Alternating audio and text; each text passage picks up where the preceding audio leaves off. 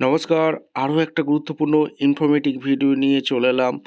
আজকের এই প্রতিবেদনে বিস্তারিত বলবো। বাংকারে লুকিয়ে খামেনি, ইরানে আমেরিকার আক্রমণ যে কোনো সময় হতে পারে। আজকের এই প্রতিবেদনে বিস্তারিত বলবো। যারা যে কোনো কম্পিটিটিভ এক্সামেই কিন্তু জানতেই হবে, যারা ইউপিএসসি প্রস্তুতি নিচ্ছ তাদের কিন্তু এক্সামে আসতেই সম্ভাবনা প্রবল, ঠিক আছে। এবং সমস্ত কিছু বলবো আজকের এই প্রতিবেদনে, বিস্তারিত বলবো। অবশ্যই গুরুত্বপূর্ণ ভিডিও হতে যাচ্ছে, প্রথম থেকে শেষ অবধি দেখো। এবং আমাদের চ্যানেলে যারা ফার্স্ট টাইম এসছো, চ্যানেলটাকে সাবস্ক্রাইব করে বেল আইকনটা টিপে রাখতে হবে লেটেস্ট নিউ নোটিফিকেশন পাওয়ার জন্য। আচ্ছা, একটা আর্টিকেলে কি বলেছে? US military moves navy air force to the middle east. একটা যুদ্ধ জাহাজ আমেরিকান নেভি কিন্তু ইরানের দিকে এগিয়ে আসছে, ঠিক আছে। ট্রাম্প বলেছেন যে মার্কিন আর্মদা উপসাগরের দিকে এগিয়ে যাচ্ছে, যা এই অঞ্চলে সামরিক উত্তেজনা বৃদ্ধির আশঙ্কা তৈরি করছে। প্রশান্ত মহাসাগরের ইউএস আব্রাহাম লিঙ্ক বিমানবাহী রণতরীতে একটি নজরদারি এবং পূর্ব সতর্কীকরণ বিমান, একটি E-2D হকাই টাচ অ্যান্ড গো অবতরণের জন্য প্রস্তুত হয়ে আছে। ইরানের সাথে উত্তেজনা বৃদ্ধির সাথে সাথে মার্কিন যুক্তরাষ্ট্রে একটি বিমানবাহী রণতরী স্ট্রাইক গ্রুপ উপসাগরের দিকে অগ্রসর হয়ে যাচ্ছে। কিন্তু মার্কিন সামরিক বাহিনী শেষবার জুন মাসে মধ্যপ্রাচ্যে বড় ধরনের তৎপরতা শুরু করে। তেহরানের সাথে ইসরায়েলের 12 দিনের যুদ্ধের সময় 3টি ইরানি পারমাণবিক স্থাপনায় হামলা চালানোর কয়েকদিন আগে। ইন্ডিয়া টুডে কি বলছে? ইন্ডিয়া টুডে বলছে ইউএস স্ট্রাইক অন ইরান, অর্থাৎ aircraft carrier warship arrive middle east. অর্থাৎ আমেরিকার একটি যুদ্ধজাহাজ কিন্তু ইরানের দিকে ক্রমশ ধেয়ে আসছে, ঠিক আছে। এইবার ইরান কি চুপ করে বসে থাকবে? সেটাও সম্ভব না। ইরান কিন্তু একটা প্রস্তুতি নিচ্ছে, সেইটা গুরুত্বপূর্ণ পার্ট আজকের এই প্রতিবেদনে বলবো। অবশ্যই খুব জানতে হবে। এবার আমেরিকা কি করতে চলেছে সেটাও তোমাদের সামনে তুলে ধরবো। ইরানের উপর মার্কিন হামলা আসন্ন, মধ্যপ্রাচ্যে বিমানবাহী রণতরী ও যুদ্ধজাহাজ পৌঁছেছে। ইরানের সাথে ক্রমবর্ধমান উত্তেজনার মধ্যে মার্কিন নৌবাহিনীর Abraham link career strike group মধ্যপ্রাচ্যের জলসীমায় প্রবেশ করেছে। এই মোতায়েনের ফলে নতুন করে জল্পনা শুরু হয়েছে যে মার্কিন প্রেসিডেন্ট ডোনাল্ড ট্রাম্প তেহরানের উপর বিমান হামলার নির্দেশ দিতে পারেন। ইরানের সাথে উত্তেজনার মধ্যে ইন্দো প্যাসিফিক অঞ্চলে অভিযান থেকে সরিয়ে নেওয়ার পর সোমবার মার্কিন নৌবাহিনীর আব্রাহাম লিঙ্ক ক্যারিয়ার স্ট্রাইক গ্রুপটি মার্কিন যুক্তরাষ্ট্রের সেন্ট্রাল কমান্ডের দায়িত্বে পৌঁছেছে। এই পদক্ষেপের ফলে নতুন করে জল্পনা শুরু হয়েছে যে মার্কিন প্রেসিডেন্ট ডোনাল্ড ট্রাম্প তেহরানের উপর বিমান হামলার নির্দেশ দিতে পারেন। মার্কিন হামলার আশঙ্কায় এখানে আর্টিকেলে কি বলেছে? ঘাপটি মেরে ইরানের খামেনি রিপোর্ট। মার্কিন হামলার ভয় বাংকারে লুকিয়ে আয়াতুল্লাহ খামেনি। তেহরানের মাটির নিচে গোপনে আশ্রয় নিয়েছেন ইরানের সর্বোচ্চ নেতা। একাধিক আন্তর্জাতিক সংবাদপত্রের সূত্রে এমনটাই খবর। তেহরানের মাটির নিচে গোপনে আশ্রয় নিয়েছেন ইরানের সর্বোচ্চ নেতা।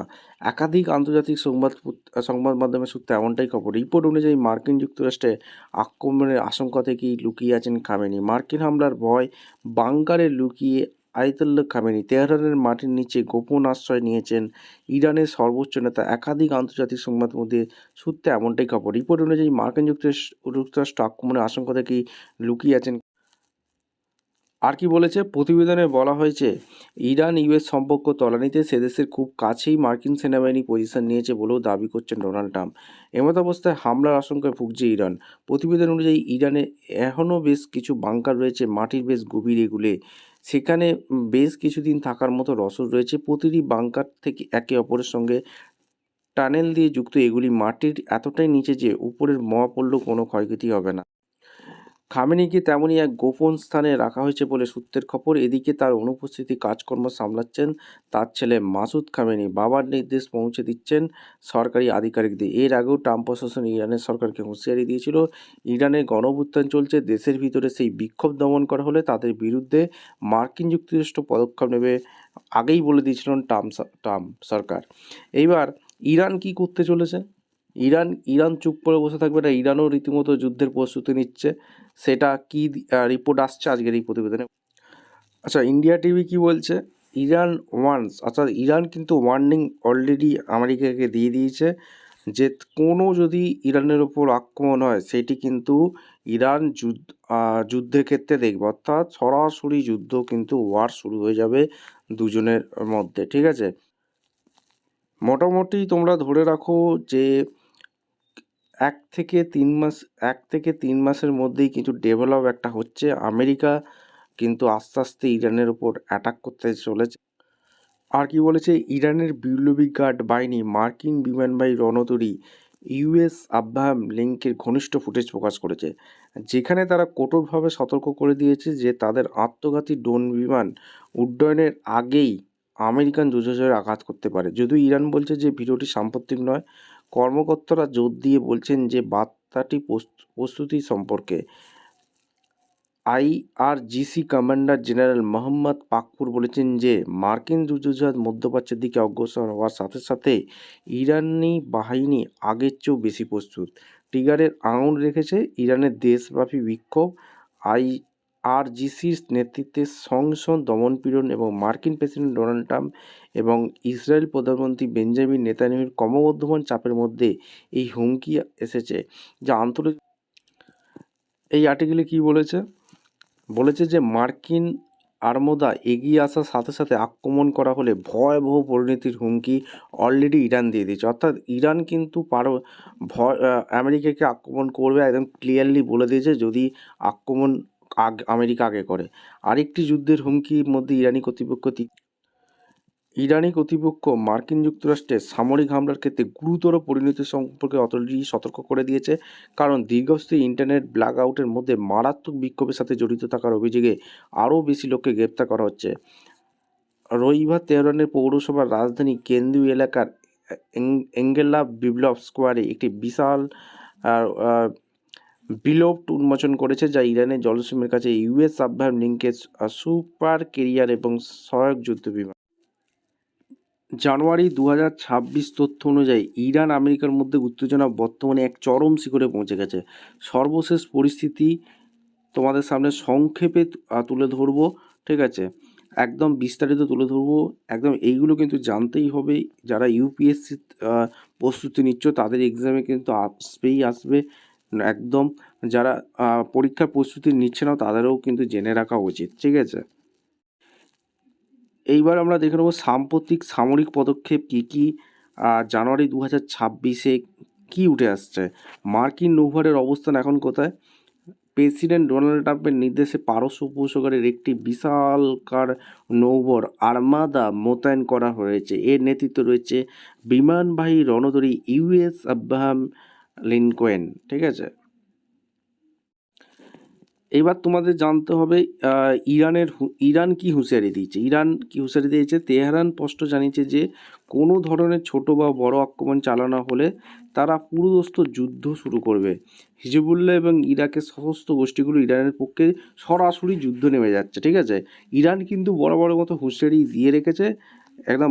এবং এবার মূল সংঘাতের কী কারণে আমেরিকা এত চটে গেল যে ইরানের ওপর হামলা করবে, আজকের এই প্রতিবেদনে বিস্তারিত তোমাদের সামনে তুলে। মূল সংঘাতের কারণ কি বলছে? অভ্যন্তরীণ বিক্ষোভ আছে। ইরানে প্রচুর পরিমাণে অভ্যন্তরীণ বিক্ষোভ সেখানে হয়েছিল।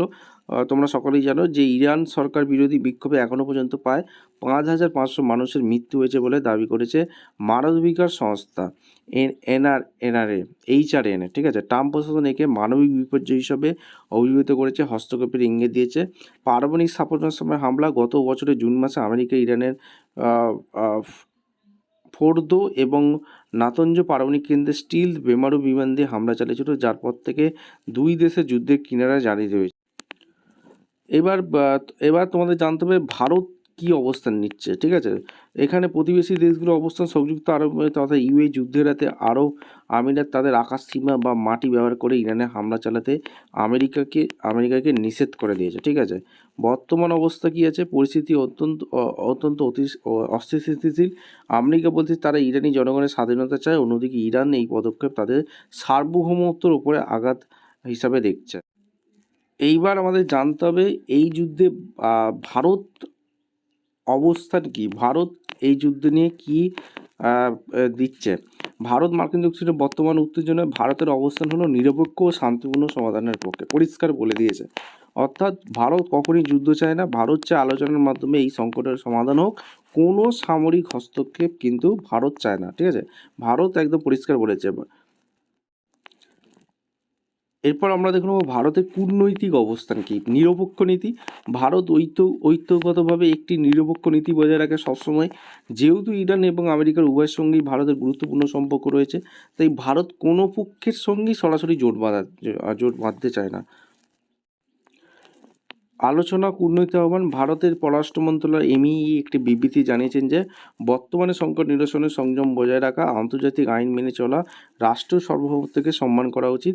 জাতিসংঘের বর্ধন। সম্প্রতি ইরান সরকারের মানবাধিকার লঙ্ঘনের বিরুদ্ধে জাতিসংঘের মানবাধিকার কাউন্সিলে UNHRC আনা একটি প্রস্তাবের বিরুদ্ধে ভোট দিয়েছে ভারত, যা ইঙ্গিত দেয় যে ভারত অন্য দেশের অভ্যন্তরীণ বিষয়ে হস্তক্ষেপে।